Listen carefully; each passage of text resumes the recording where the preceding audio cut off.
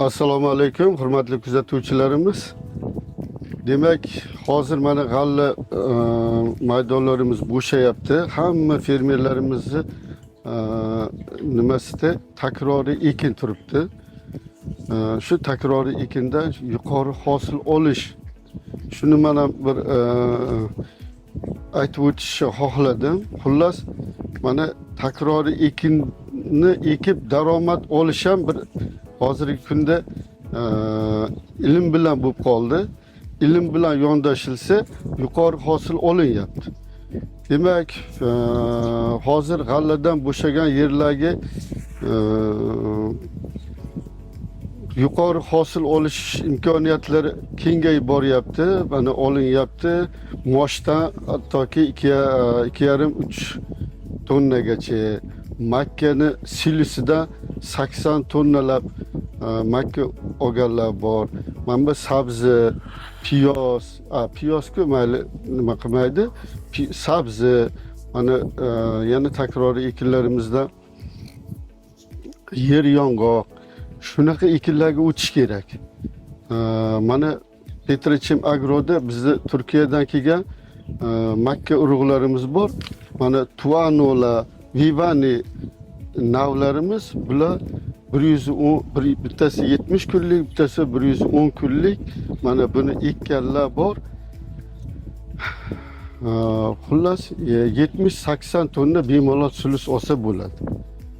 Buni ham qanaqa? Mana fosforsiz, barg orqali oziqlantirib, zarar kunandasiga mana emimektin benzat tarkibli viprekileymlar, karaginlar bor. Viprekileym o'zi 3 xili bor. 10%ligi, 15%ligi, 50%ligi. Xullas, qurt tushirmasdan imkoniyati bor. Barg orqali fosforga bo'lgan talabini qondirish imkoniyatimiz bor. Boyaga amofoslarimiz, 70%lik fosforli gellarimiz, 50%lik gellarimiz. Bular juda ham gektarga olganda katta rasxodga aylanmaydi, lekin ana yakunida gektarga 500 ming, 600 ming pul sarflaymiz, lekin 70-80 tonna demak makka silusini olish imkoniyatimiz bor. Bu degani fermerga juda ham qo'shimcha daromad. Men maqsadim nima? O'sha fermerga chin dildan yordam qilish.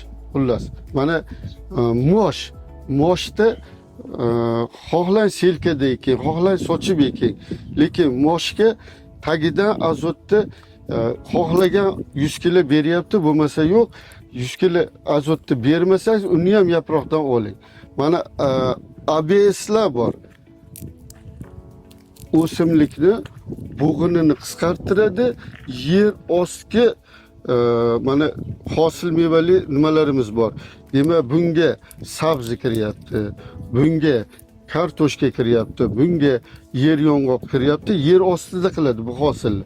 Mana shu ABS bu Turkiya mahsuloti bo'yinini qisqartiradi, g'ovlashini oldini oladi, hosilni tagidagini yirgilatib beradi.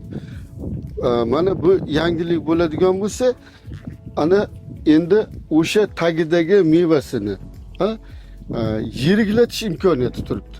Mana ekapatas yozib qo'ygan, o'sim hosilni yiriklashtiruvchi o'g'it degan. Gektariga 1,5 litrdan buni xohlang yer osti, xohlang yer ustki o'simliklarga anaqalarimizni takror ekinlarimizga berganimizda hosilni yiriklashtiradi. Endi o'z vaqtida zarar kunandasiga, kasalligiga ishlab qo'yilsa, mana o'sha moshdan vodiylarda fermerlarimiz bor, 2,5-3 tonna olishyapti. Makkani o'sha 80 sentir olishyapti. Mana hozir biz Navoiydan bu intervyu qilayotgan bo'lsak, mana Jalayer hududi bu. Jalayerda sabzavotchilik juda rivojlangan, yaxshi bo'ladi. Mana sabziga aynan boyaga ABSlarimiz, mana sabzini ekkandan keyin stomp qo'llaniladi begona o'tlarga qarshi. Buni stomp qo'llaganimizdan keyin sabzini o'zi qoladi. Ana uni qalamchi bo'lgandan keyin uni yiriklashtirish, rangini qizartirish, mana bu sifatini oshirish, ta'mini oshirish uchun mana fosforli gellarimizdan foydalansa bo'ladi. Mana aynan sabziga mana shu 5-15-50 plus mikroelementli. Bu mana kalis ko'p bo'lgani uchun tarkibida sabziga berganimizda ham novotrang bo'ladi, ham ta'mi shirin bo'ladi. Shunaqa imkoniyatlar bor. Maqsadimiz takror ekinda ham fermer xo'jaliklari bilan sizlar bilan birgalikda bo'lish, hosildorlikni ko'tarish. Bizni viloyatlarda dilerlarimiz bor, filiallarimiz bor.